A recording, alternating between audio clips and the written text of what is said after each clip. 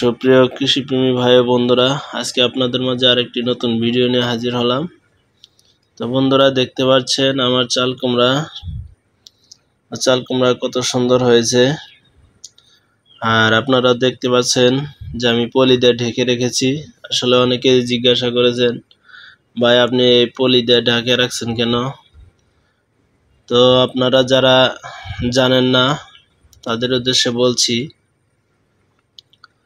এই পলি দিয়ে ঢাকার অন্যতম কারণ হচ্ছে মাছি পোকার হাত থেকে এই সবজিগুলোকে রক্ষা করা।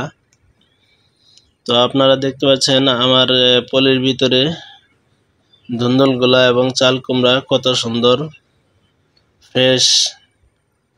আর আমি যদি এখানে কীটনাশক স্প্রে করি সেটা কিন্তু আমার ফলের গায়ে লাগতেছে না। তো আমরা কীটনাশক মুক্ত সবজি খেতে পারতেছি। তো এই জন্যই একমাত্র এই পলিগুলো দেওয়া।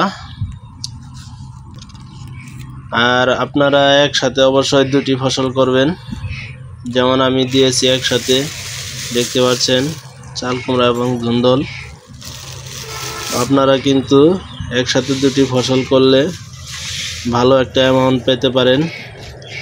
যদি আপনার ধুন্দুলের দাম কমে যায়, আপনি চাল কুমড়া বিক্রি করে অনেক টাকা উপার্জন করতে পারবেন। এবং যদি আপনার চাল কুমড়ার দাম কমে যায়, ধুন্দুল বেচেও আপনি অনেক টাকা ইনকাম করতে পারবেন। তো আপনারা কোনো সময় একটি সবজি চাষ করেই থেমে থাকবেন না, সাথে অন্য যে কোনো ফসল দেওয়ার চেষ্টা করবেন। আমি একই মাচায় চাল কুমড়া এবং ধুন্দুল দুটোই চাষ করেছি। মাশাআল্লাহ, দুটোই অনেক সুন্দর হয়েছে।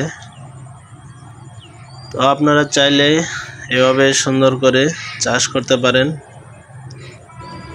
আর আপনারা যারা ভাবছেন এই বর্ষায় কীভাবে ধনিয়া পাতা চাষ করব, তো আপনারা আমার মতো এভাবে উপরে পলিথিন দিয়ে নিচে যেভাবে আপনারা বীজতলা তৈরি করেন সেভাবে জমি প্রস্তুত করে বেড করে ধনিয়া পাতা চাষ করতে পারেন। তো আমি কিভাবে ধনিয়া পাতা চাষ করি এ নিয়ে ভিডিও দিব আপনাদের মাঝে। তো আমার এই ভিডিওটি ভালো লাগলে অবশ্যই একটা লাইক দিবেন এবং চ্যানেলটি সাবস্ক্রাইব করে রাখবেন। ধন্যবাদ, সাথেই থাকুন।